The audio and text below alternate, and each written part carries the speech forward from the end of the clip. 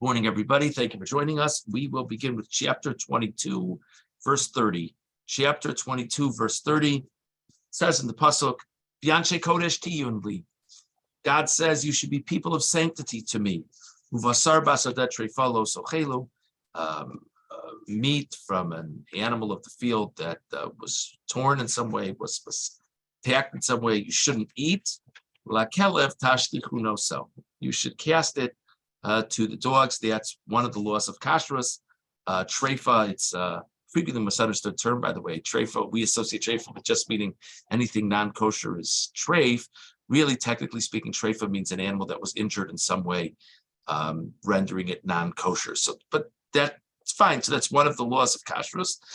But the interesting thing that I want to reflect on here is the beginning phrase of the pasuk. You should be people of sanctity to me.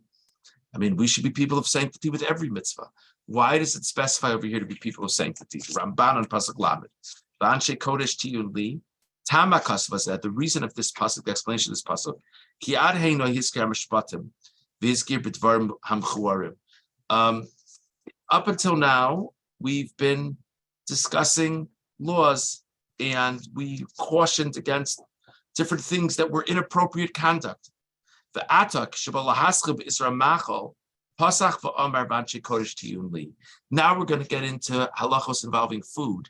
So we begin, before we get into food, we say you should be people of sanctity to me. Sheroihu sheyochal ha'adam kol ma sheyichya. It's appropriate that we should eat whatever we can live with. Veinu asur ma'achalim rak tahara b'nefesh. And all of the prohibitions have to do with purifying one's spirit. It's a famous idea that animals that are non-kosher sort of carry with them certain character traits. Animals that have had certain circumstances carry with them certain character traits. And we would be different people if we would eat non-kosher food. Therefore, before we get further into this topic of non-kosher, we say that we should be people of sanctity. Klomar, ani chafetz shetiyu anshe kodesh. I want you to be people of sanctity.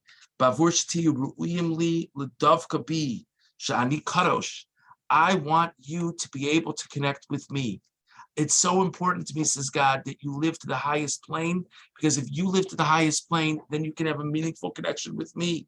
Therefore, these things that I, God, find to be disgusting, don't defile yourselves. So it's an interesting point the Rabban is making. In other words, his real point is that many of the previous mitzvos, we logically understand them.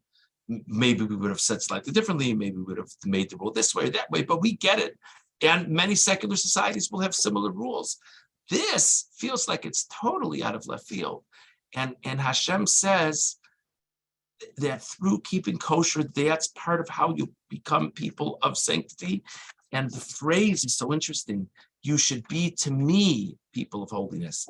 And the meaning of that phrase, says the Ramban, is you can only fully connect with me and my sanctity if you're living a sacred life. Just interesting to think about. Okay. Moving on to chapter 23, verse 3. The Torah is speaking about different laws having to do with judicial matters. And then it says, Vidal lo sedar b'rivo. Don't favor the downcast person in his dispute. What does that mean? Don't favor the downcast person. So most of us would have guessed more or less what Rashi says. If you look at Rashi on pasuk Gimel, lo sedar, lo sachlo klo kavod l'zakoso b'din. Don't treat him special to help him win the case. V'lomar, and say, dalu azakenu v'achabdenu. Oy vey, he's such a down on his luck guy. This guy hasn't won a thing in his life. Yeah, I'll give him the court case. You know, he's going up against some wealthy person. Let him feel good for once. You might have thought that that's, kind of being fair, being good. You say it's that. That's not the judge's place. The judge's place is to assess things in as fair and impartial way as possible, and not to play favorites, even if the playing of favorite is stemming from kindness, not stemming from personal bias or protexia. That's Rashi Pshat in the pasuk, and that's the straightforward meaning of the verse. The Orach Chaim is a very different perspective on this pasuk. Look at the Orach Chaim in pasuk Gimel. V'dol lo sadar brivo. Yirmos b'tevas brivo. The allusion in the word of in his dispute. Al derech amram zal ki ha'ani osem merivim kono. Who's the poor person having an argument with? So the way we understood the pasuk up until now is the poor person is having an argument with the guy down the street. They got into a car accident. You know, the one guy's driving a Lamborghini and one guy is driving a very simple car. So the poor guy got into an argument with someone. So the Orach Chaim cites a medrash that it would be easy for a poor person to have a dispute, so to say, or a claim against God. Lama zon lakol. God, everyone else in this world has food. Vu ro'ev ve'erom. And here it is, I, this poor person, I'm starving. I don't have basic things. God, what do you have against me? So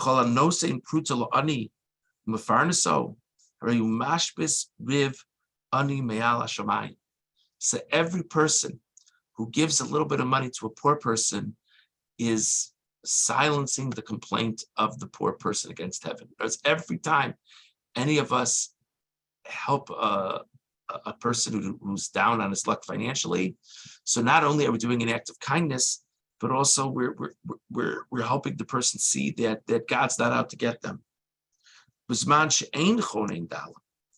And a time where we don't have compassion for the poor, you know, this guy can't earn a living, and not only can he not earn a living, nobody helps him, nobody cares, and then his complaint against heaven and the world keeps on resonating.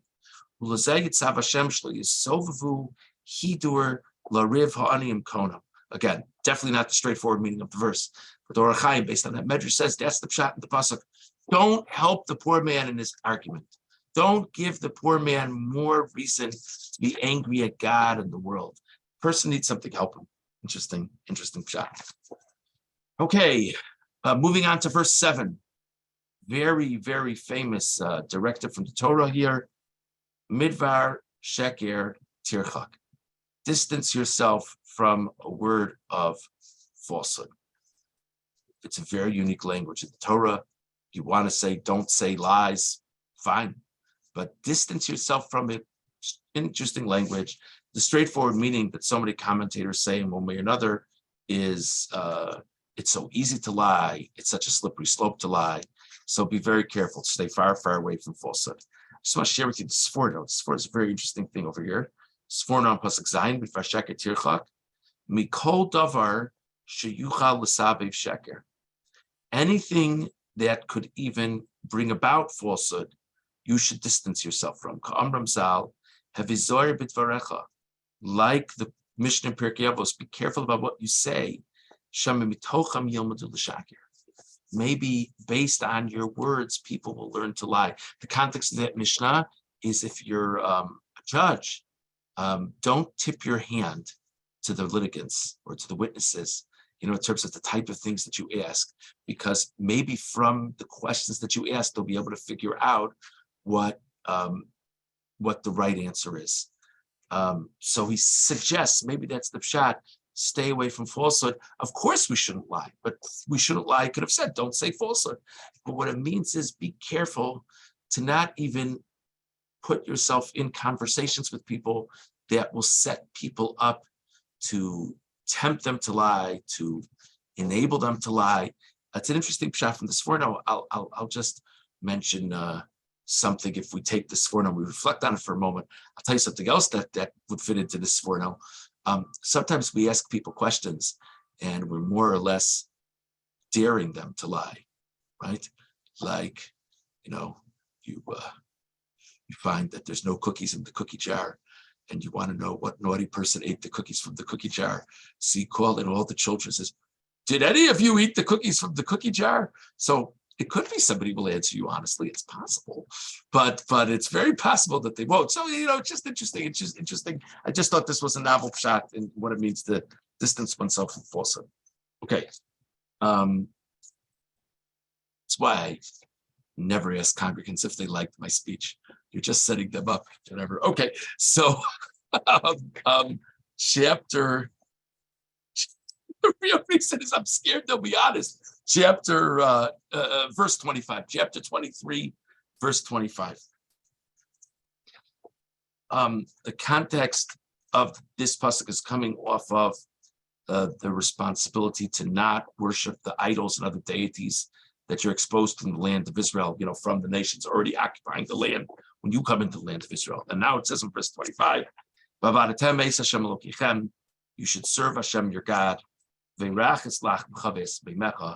and he will bless your bread and your water. And I will remove illness from your midst. This is a nuance of the pasuk. We touch on this many times in different contexts. First word of the verse is vavadetem, which is in the plural. You, plural, should serve Hashem, your God, in the plural, and he will bless your bread and your water, and he will remove illness from your midst. All of those phrases after you serving Hashem, your God, all of them are in the singular. Your bread, you singular. Your water, you singular. He'll remove illness from your midst, you singular. Why did we shift from plural to singular? Kli yakar and pasuk chafei.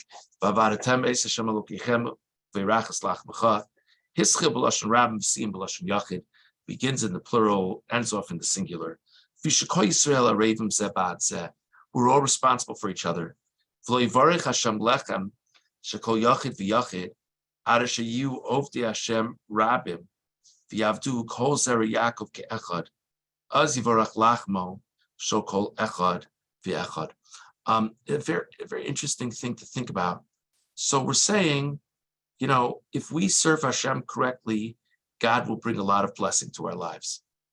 So you have a person very pious, very religious, and they do all the mitzvos, everything great, and they couldn't care less about what's going on around them. They have no idea what their neighbors do or don't do, what their friends do or don't do. It's just them. They don't see anything else other than their own lives as their responsibility. Says the Kli Yakar, that person is making a mistake, because we say we're all responsible for each other. So if you want to get to the point that your individual bread and water is blessed, you need to make sure that you're a part of everyone serving Hashem, your God. It's not enough. If it would have said in the whole pasuk of the singular, it would be, if I, David Rosenbaum, do the mitzvos, then God will bless me. No deal. If I, David Rosenbaum, do everything I can to see to it that everybody is doing all the mitzvos, me and you do everything, and we all do everything we can, then we'll all benefit from God's blessings. But if we're all flying solo and the total picture is not particularly good, we don't have an assurance that we'll have all these unique blessings of God. God still, operates with reward and punishment, that if we do good things, we'll be rewarded.